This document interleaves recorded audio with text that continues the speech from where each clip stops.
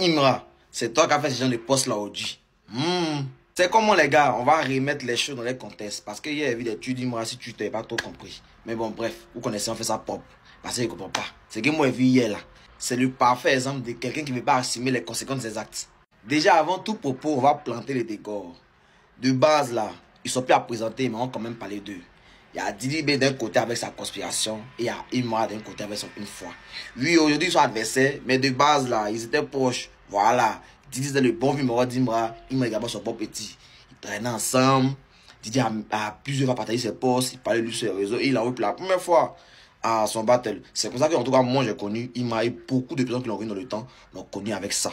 Mais bon, à écouter Imra, c'est comme si Didi n'a rien fait pour lui. Bref, c'est pas le sujet. Puis par la suite, il y a les histoires les deux.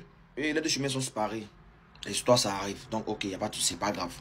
Mais Imra, dans sa quête de la couronne là, il n'a pas juste charbonné en silence. Hein. Non, non, non, non. Au contraire, qu'est-ce qu'il a fait?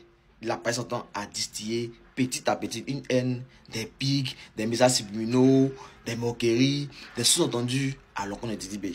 Mais ses fans, qu'est-ce qu'ils ont fait? Bah, ils ont suivi. C'est comme ça que la tension est montée et que le game est devenu malsain comme on voit aujourd'hui là. Il y a une citation qui dit: le poison le plus dangereux là, c'est celui qu'on boit lentement. Et c'est exactement ce que Imra a fait sa fanbase. Et donc hier, après son big show à Korogo, gros show, hein, voilà. Ça s'est bien passé, on a vu les images, il n'y a pas de bruit. Les gens ont critiqué. Ce qui est normal, c'est le game. Les gens font que débattre. Dans ce game, en tout cas, il faut qu'ils débattent. Donc là, ça là, c'est normal. Mais au lieu de rester focus, ou bien de répondre artistiquement, hein, il a balancé ça. Vous pouvez lire. Mais frérot, qui a mis cette énergie dans le game? Qui a soufflé sur la braise? Tu récoltes simplement ce que tu as semé. Voilà. Maintenant, moi, qu'est-ce que je pense de tout ça? L'intention, elle est bonne. Elle est bonne aujourd'hui, oui. Mais il fallait la faire depuis. C'est ça, au fait. Il fallait instaurer dès le départ un climat sain. C'est simple. Il y a une citation d'Albert Einstein qui dit: la paix, elle ne peut pas être gardée par la force.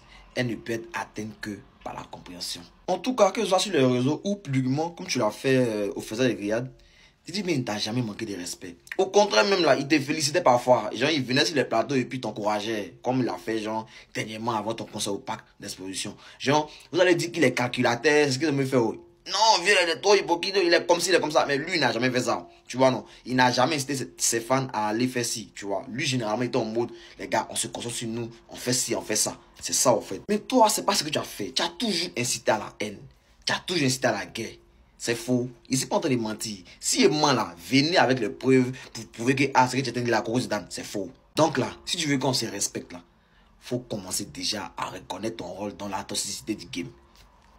Parce que perso, ce que moi je vois là, c'est pas de la maturité, c'est surtout de l'hypocrisie. Tu peux pas créer une ambiance de guerre et puis venir planifier quand la tension est trop forte. C'est pas la science. Il y a une citation qui dit: on devient ce qu'on combat lorsqu'on oublie pourquoi on se bat. Et aujourd'hui, on est dans un game où les fans se détestent puisqu'ils ne soutiennent même les artistes. C'est ça le vrai problème. Et tu veux qu'on en sorte? Parfait, c'est très bien comme il a dit. Mais il va falloir regarder dans le miroir.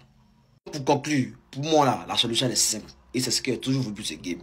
Chaque fanbase pousse son artiste. Il glorifie ses espoirs dans le respect des autres. C'est simple. Et pendant ce temps, chaque artiste se concentre sur sa musique, son art, pas sur les pics et les guerres inutiles là. Mais pour que ça arrive là, faut que ceux qui ont mis l'huile sur le feu là arrêtent de jouer les pompiers. Donc Imra, si tu veux que ça arrive là, sois cohérent. Et surtout là, sois honnête avec toi-même.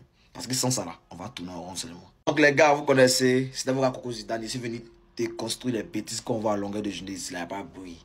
Imra, Didi B, force à vous. Mais comme il y a de la rime, l'initiative est bonne, l'intention est bonne. Mais c'est pas maintenant qu'il fallait faire ça. Il y a un peu d'hypocrisie dedans.